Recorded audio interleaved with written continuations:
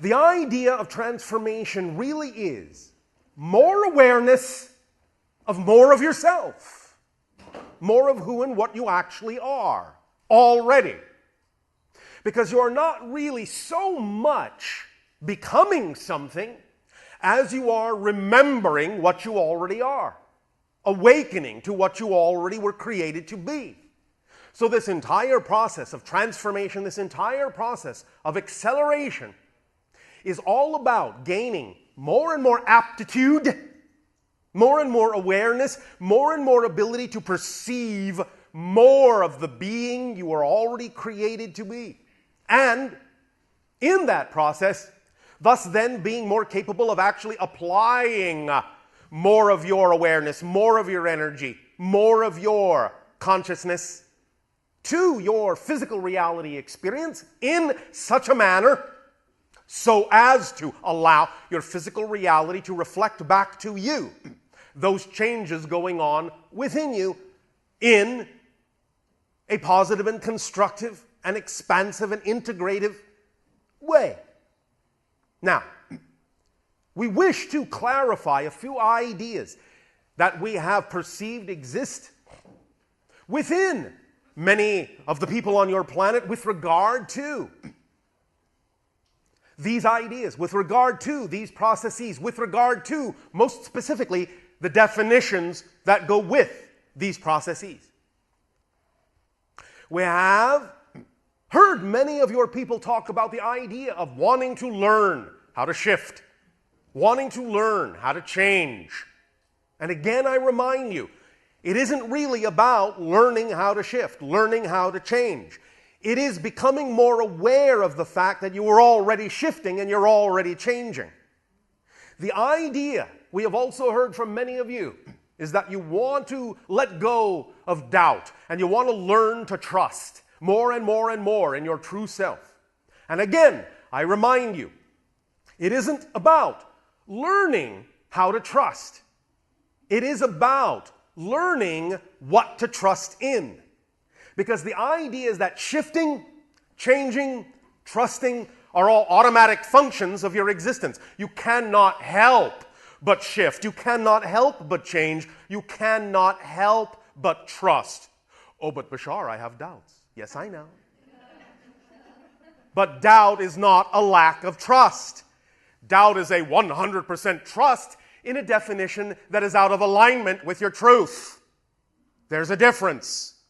You are never, ever, ever, ever, ever, ever, ever, not for a moment, not trusting something to be true. The question, therefore, is not, how do I learn to trust? The question is, how do I allow myself to trust what I want to trust in, instead of trusting what I don't prefer? That's the issue. You don't have to learn how to trust. You don't have to learn how to change. You don't have to learn how to shift. You do it automatically. It's built into you as a mechanism of creation because you are co-creators with all that is. So let go of the idea that this has to be difficult, that you have to learn something difficult, that you have to learn to do something you don't know how to do.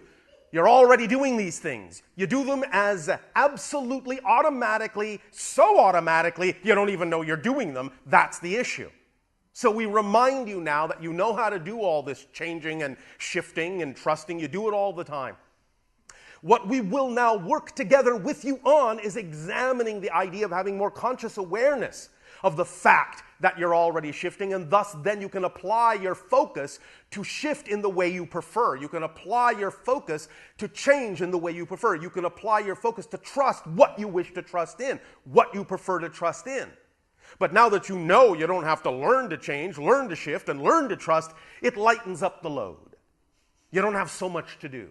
It's all on automatic, and all you have to do is direct, slightly and subtly, and most profoundly direct the course of those changes and shifts and trusts. And how do you do that? Thank you, I'll tell you. The idea, again, is to become more aware, much, much more aware of the definitions in your life, so that you are not hampering yourself, so that you are not impeding yourself with a definition in your consciousness that doesn't work for you. Many times on your planet, being brought up with certain ideas, certain belief systems in society, and from your parents, you are spoon-fed, along with your baby food, a diet of ideas without even knowing it. Your parents telepathically, no fault of their own, because this is what they learned from their parents and their societies, will automatically spoon-feed you telepathically with certain ideas they hold to be true. The idea thus then is that when you are a child, you don't really know that you are on a double diet of food and ideas.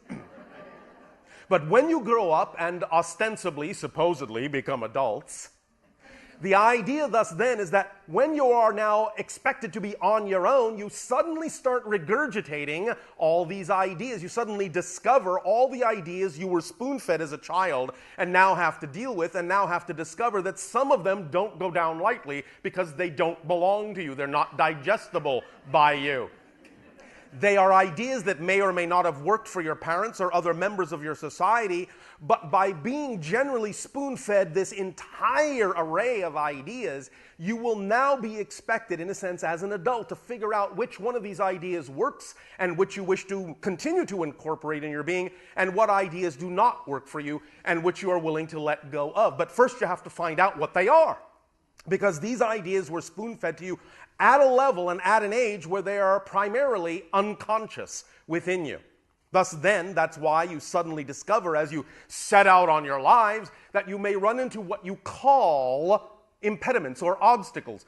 But these are really just opportunities to discover ideas that exist within your unconscious mind and bring them into conscious realization, so that you can, in fact, deal with them and decide whether you prefer to keep them.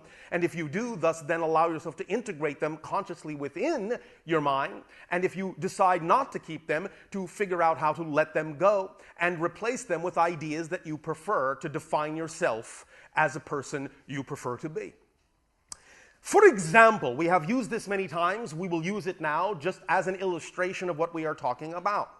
Again, some of these ideas, some of these definitions are so inherently in your unconscious mind, you may automatically assume that there is no other way to define certain things in life. And therein becomes the sticking point, because it seems natural and automatic to define things in a certain way, when in fact absolutely nothing in physical reality has an automatic definition. Everything in physical reality is fundamentally neutral and has absolutely no built-in meaning whatsoever. The greatest gift you have been given by creation, and I know this will sound funny to your ears, is that life is meaningless. What that means is you decide what things mean, and the meaning you give to something, no matter what the situation is what absolutely and utterly determines the effect that that situation has in your life, because that situation does not come with meaning built in automatically, although it may seem sometimes to be so, because you're so automatically and unconsciously supplying a meaning to a circumstance, to a situation, that you think it just automatically must mean this, when in fact you have supplied the meaning unconsciously and thus gotten a reflection back of the fact that you have supplied that meaning, and the reflection comes bouncing back so fast that you think it's actually inherent in the situation, when in fact it's nothing but a reflection back to you. So the idea is, again, by illustration, for example, the term in your reality, habit, pattern. Many of you, when you speak to us, go, well, I'm having difficulty changing this in my life because, well, it's a habit. All right. Now define a habit. A habit is something I have difficulty changing. No. Define a habit. Our definition is, a habit is something you do that you don't know you're doing. But when you know you're doing it, it's not a habit anymore, it's a choice. The idea is similar to your forest and the tree analogy. When you see the individual trees, you are in the forest. But the only way for you to actually see the whole forest is to actually be outside the forest. The only way you can see the whole forest is to no longer be in it. Thus then, a habit, being something that you don't know you're doing, once you know you're doing it, you don't have it anymore. You're outside the habit, you're beyond the habit. You've actually let go of the habit in order to consciously recognize you had it. But because of the definitions that exist in your society that say, oh, all right, now you recognize you have a habit. Now what kind of a process do I have to go through to get rid of it, to change it?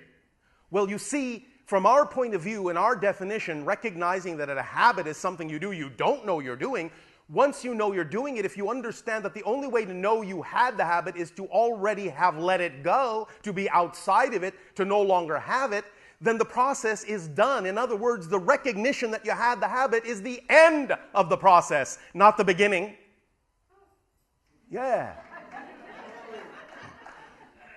But the idea is that if you then keep continuing to do things you say you don't prefer to do, what does that tell you? Well, as we said, it's a choice. So now the question would be, why would I choose to keep doing something that I say I don't prefer to do? Very good question.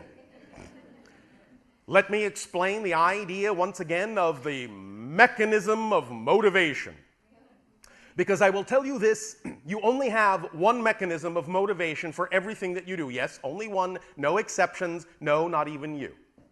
The idea is that always, unerringly, and automatically, and immediately, and I mean immediately, instantaneously, you will always choose something in the direction that you define as positive for you. You will always move away from something you define as negative for you. And therein, as you say in your language, lies the rub. What you define as positive, what you define as negative. But you say, Bashar, I am defining this as negative, so why do I keep choosing it? Aha, says Bashar, look at the motivational mechanism and you will find out that if you keep choosing something that you intellectually know is not what you prefer, the only reason you would keep choosing it is that because you are unconsciously defining that thing as more positive than the alternative. Find out what the alternative is and why you would have attached a definition to it that actually makes the alternative you say is positive appear or feel more negative than the thing you say you don't prefer. For example, again, by illustration again, many people on your planet are raised with the idea of many contradictory belief systems. For example, issues that have to do with abundance and, in your world, money. You are raised with the idea that if you're going to be successful, you have to have a lot of money. At the same time, you are raised with the belief system that love of money is the root of all evil. How do you reconcile these two ideas? But the point is that these two ideas are now linked in your unconscious mind. So the idea is that if you find that being successful now rattles the cage of this belief and says, but if I'm successful, that means I'm going to be a bad person. And it's really much more important for me to never be a bad person than it is to have money. So I will do everything in my power to avoid having money. As long as those belief systems are linked together, that's how you will operate. The idea is to recognize, to identify, to define those beliefs and recognize you have them. So that in recognizing you have them, in identifying them, you can recognize that they make no sense to hold on to them. They don't belong to you. And by recognizing and identifying them, you can realize you have now let them go. You've disassociated. You've delinked those ideas. And you can now begin to behave differently with the recognition, well, of course I can be successful and not be a bad person. I don't have to believe that being successful means I have to be a bad person. So now that I have delinked those contradictory belief systems, those contradictory definitions, I can now replace it with a new idea of what it means to be abundant and successful. And I can now apply these ideas in my behavior and my thoughts, words, and deeds in life in a new way that will allow physical reality to reflect this to me. Herein lies another idea that many of you come across that you don't quite have a handle on yet, and that is the idea of the outside reality reflection not necessarily always changing to reflect what you think it should according to the change you think you made within yourself. How many of you have experienced that? Yes. Well, I've made these changes. Why isn't that changing? Why isn't that any different? How come I don't have that yet? Why can't I attract this to me? I've made the change within my belief. I know I have. Why am I not seeing the outer reality change? The answer, because you're waiting for the outer reality to change. The idea is really this. You must understand something very clearly. Physical reality doesn't really exist. It's an illusion. The experience of it is real, but the actual physical reality is nothing but a reflection, in the same way you have a reflection in a glass mirror. If you notice that the reflection in the mirror is frowning, you don't go over to the mirror and try to force a smile on the reflection's face. The only way to get the reflection to smile is for you to smile first, then the reflection will have no choice really but to smile back. The idea thus then is that what many of you do is you go, well, yes, all right, I'll smile, but only if I see the smile in the reflection. So what you've just done is made the reflection now conditional. And by doing that, you haven't actually smiled. You've put a condition on your happiness. I will not be happy till I see the reflection, till I'm guaranteed to see the reflection smile back. And I will just stand here and wait. And I will not smile until I know for a fact that the reflection will smile back to me. So why am I not seeing the reflection smile? I don't get it, I don't get it, I don't get it. All right. Remember this. The experience of physical reality includes the idea of what you call space-time. So you have the experience of time lags. It takes a little while in terms of a space-time experience for something to come into manifestation sometimes. Not always, but sometimes. Thus, then, it depends upon the reason why it's being created, other belief systems you may have within you that you haven't become aware of or dealt with or integrated yet, and many other factors. So the way you go about this, without having to understand intellectually what all those factors are, is just to realize that the idea is not about whether the outer reality changes or not to let you know you've changed. The idea is if you know you've changed, then you will respond differently to the outer reality, even if it still looks the same. That's your proof you've changed. That you're not reacting the same way to an outer reality, even if it looks the same as it did before. Now you're proving to creation that you've changed because you have a different response and you are getting a different effect out of the very same circumstance that you got a negative effect out of before. You're showing creation that everything serves double duty and you know it. You're proving to creation that you know you can extract a positive energy out of the very same circumstance that before gave you a negative experience. By responding differently to the very same situation, you are proving that you have really changed, and once you prove you've really changed, then the reflection can change. But many times you'll test yourself. And again, you will say, oh, I've really changed, I've really changed, I've really changed, but I'm waiting for that outer reality to change.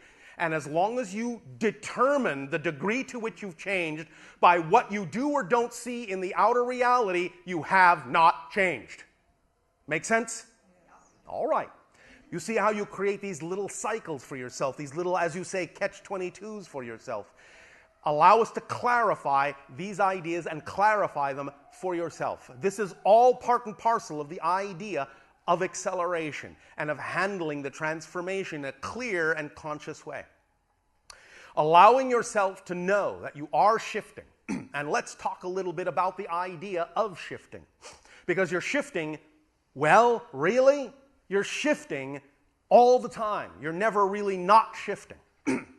Here's the clue.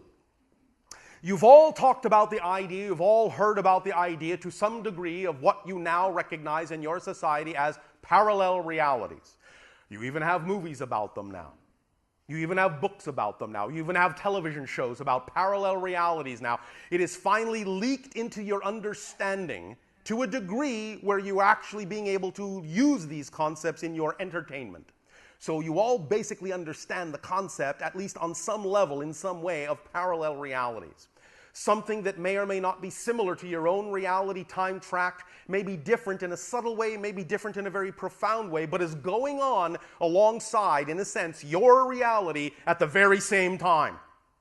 All parallel realities coexist simultaneously. That means all lives coexist simultaneously, and what you call the past and what you call the future, in a sense, is just another parallel reality track going on simultaneously that, for the purposes of convenience in a space-time reality, you choose to define as past, you choose to define as future. But that's just your definition. It doesn't mean that there actually is a future or a past.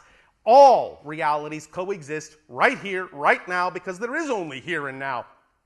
Look around. Anytime you wonder what time it is, it's always now. There is no then, there is no when. It's always now. Always will be. Always has been, so to speak.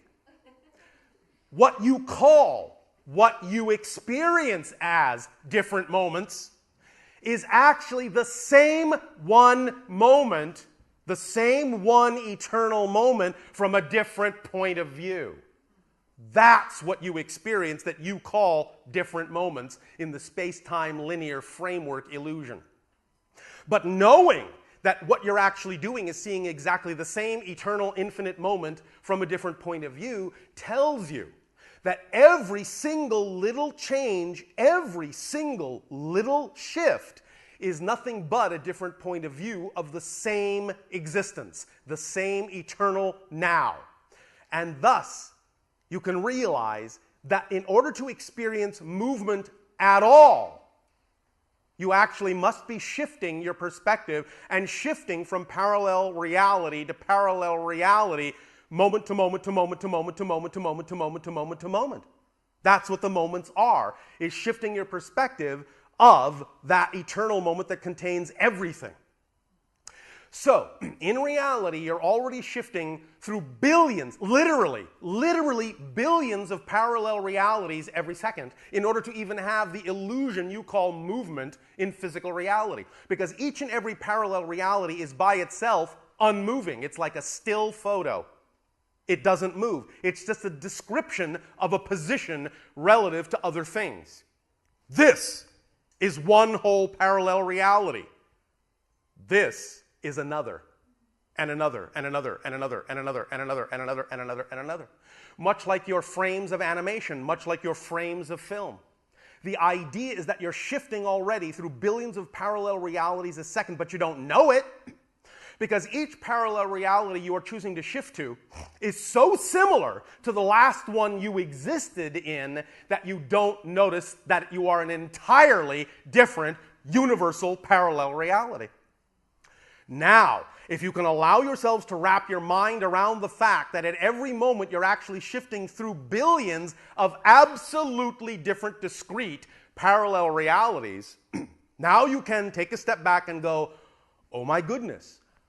The idea of how to know you're doing that is to create a greater degree of difference in the next parallel reality you shift to, so you'll recognize that you've already been shifting all the time. The way you notice that you're shifting is to create a greater degree of difference between the subsequent parallel realities.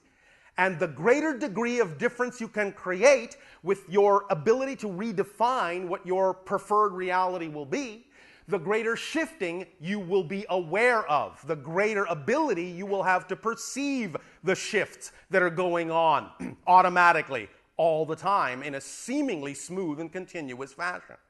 But that continuity is an illusion.